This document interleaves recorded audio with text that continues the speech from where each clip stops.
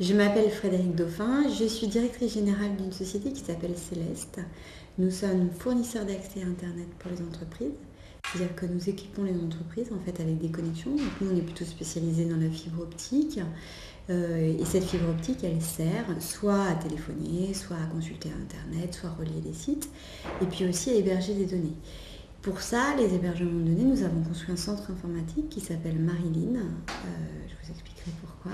Il s'appelle Marilyn. Et donc, c'est les bâtiments dans lesquels nous nous trouvons, enfin juste à côté. L'entreprise a été créée à la Cité des Cartes il y a 10 ans tout pile à la pépinière d'entreprise, la pépinière qui est animée par la CCI. L'entreprise a quand même évolué assez rapidement, a grossi. Nous avons dû déménager pour gagner un peu d'espace et quand nous avons fait construire le data center, mon associé a souhaité revenir à la Cité des Cartes sur les lieux de la création de l'entreprise et donc nous avons fait construire et le data center et les locaux du siège de Céleste dans lesquels nous pouvons donc travailler. Nous sommes à peu près une quarantaine de personnes. Data Center, c'est un centre informatique de données. En fait, c'est comme une grande banque, mais au lieu de stocker de l'argent, vous allez stocker des ordinateurs dans lesquels vous aurez des données en général de l'entreprise. Donc, ça veut dire des données clients, des données fournisseurs, de comptabilité, des logiciels, etc. La problématique de ces centres informatiques, si vous abritez des ordinateurs, avec des données, elle est double. Il faut que ce soit hyper sécurisé, parce que la banque, vous avez envie qu'elle soit sécurisée, les centres informatiques de données, c'est exactement la même chose. J'ai pas envie qu'on vienne piocher dans votre patrimoine. Pour une entreprise, les données, c'est le patrimoine.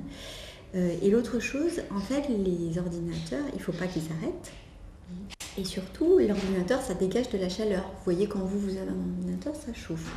Donc, tout l'enjeu d'un centre informatique de données, c'est que la chaleur qui est émise par les ordinateurs, en fait, puisse être évacuée. Alors, en général, dans un centre informatique, dans un data center, vous avez le centre informatique et puis vous avez exactement la même infrastructure qui va être simplement de la climatisation pour refroidir le data center lui-même. En gros, il faut que les serveurs soient entre 18 et 22 degrés. Donc, si vous laissez un ordinateur enfermé dans une pièce toute petite, un placard, ça va vite chauffer. Alors, vous imaginez, là, il y en a 8000, il y a de la place pour 8000 serveurs, ça monte très vite. Le milieu des data centers n'est pas très innovant en général. Donc, en fait, quand on construit un data center, on met plein de clim ou alors on met des réseaux d'eau glacée. Alors, ce qui est super à la mode en ce moment, c'est de récupérer la chaleur. Nous, on le fait aussi. Mais c'est pas ça la problématique. La problématique, c'est soit de moins chauffer avec des ordinateurs qui vont moins produire d'énergie. Donc ça, c'est les constructeurs qui travaillent sur des systèmes qui sont moins consommateurs, moins énergivores. Ou alors, tout simplement, de changer le mode de réfrigération. Donc, comment on fait pour de la clim ou comment on fait pour les réseaux d'eau. Donc mon associé Nicolas Aubé, lui, il a eu une idée qui est assez simple, qui est de dire, moi je vais refroidir avec l'air. Voilà. Alors ça s'appelle le free cooling, c'est-à-dire la circulation de l'air. C'est pas un concept nouveau. Lui, ce qu'il a fait, c'est qu'il a travaillé sur un certain nombre de concepts qu'il a ajustés et donc tout ça, après un an d'études dans le laboratoire, a été validé. C'est une conception en tour, c'est-à-dire que déjà vous êtes sur un modèle vertical, l'air extérieur va être injecté par le sous-sol et va remonter en fait va être aspiré vers le haut en fait pour être évacué, mais donc l'air ambiant en fait va refroidir la tour et la chaleur va être externalisée. Donc en fait, grosso modo, 80% du temps, la chaleur extérieure, elle est inférieure à celle intérieure, donc on va avoir un refroidissement qui va se faire correctement. Après, les 20% du temps autre, soit parce qu'il fait trop froid, soit parce qu'il va faire trop chaud à l'extérieur, soit on met un peu de clim, on a un système de climatisation, soit ben, on ferme en fait tout simplement on ferme les fenêtres, hein, je vais simplifier, et les systèmes d'aération. Donc en fait ce système, c'est récupérer de l'air ambiant et de l'évacuer. Donc il y a des filtres, mais il n'y a pas de pollution de l'air.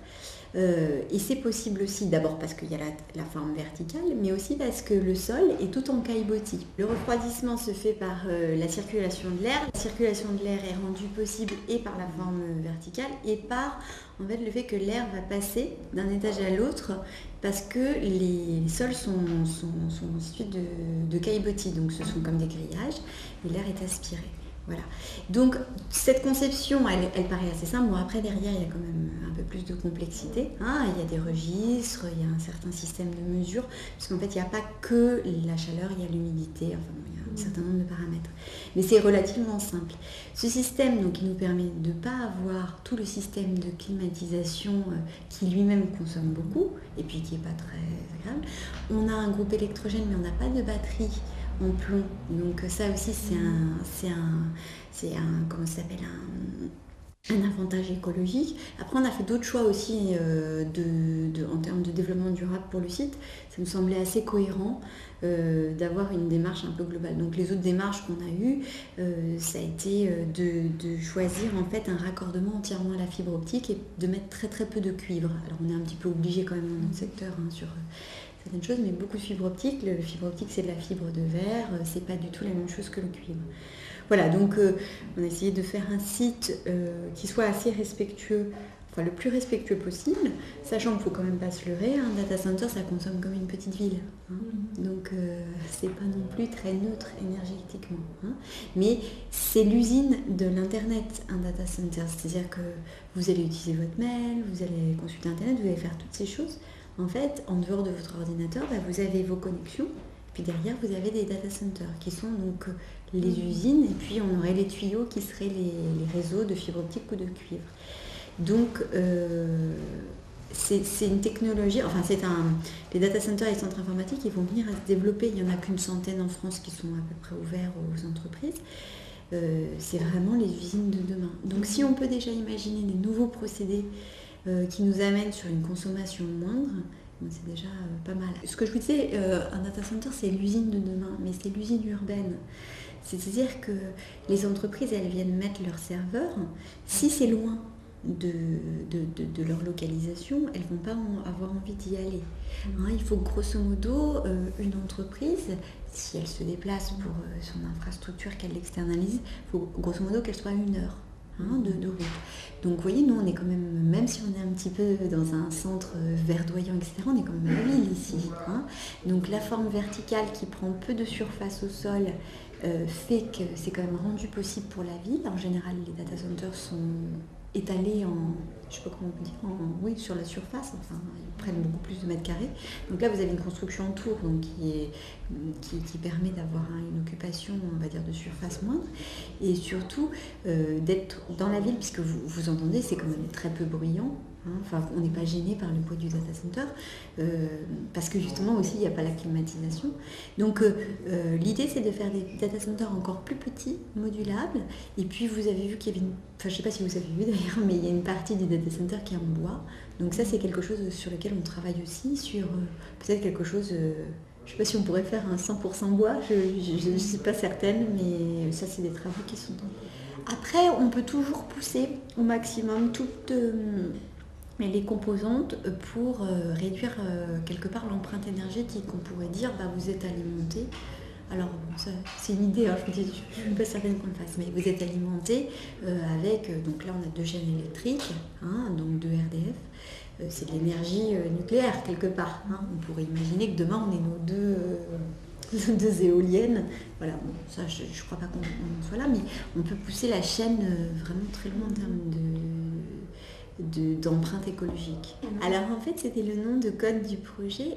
Ce qu'il faut savoir, c'est que dans les data centers il n'y a pas de femmes, hein. C'est pas très féminin. Et moi j'accompagne quand même régulièrement les équipes en data center. Et d'ailleurs c'est pour ça que le data center j'ai voulu qu'il soit confortable, parce que c'est pas confortable. On imaginait pendant la phase de réflexion que j'y allais en jupe et que comme l'air soufflait, voilà, que je pourrais me prendre pour Marilyn Monroe. Mais voilà, c'était un nom de code. Et puis finalement, et ben, le nom de code, on l'a gardé parce qu'on trouvait que c'était plutôt sympathique. Et encore une fois, c'est un univers en fait qui est très austère, hein, qui on est dans la sécurité, dans la haute disponibilité. Et ça ne doit jamais s'arrêter un data center. Donc, nous, tout est redondé, etc. Tout est... Donc c'est pas un univers frivole, on va dire.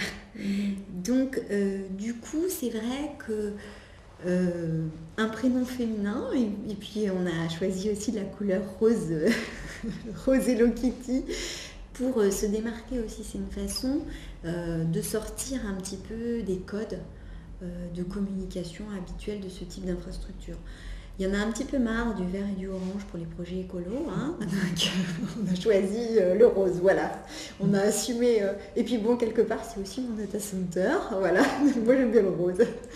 Non, mais en fait, c'est une identité du coup qui est assez forte. C'est vrai que Marilyn, qui était plutôt une plaisanterie au départ, elle est restée. Et puis, tout le monde le retient du coup.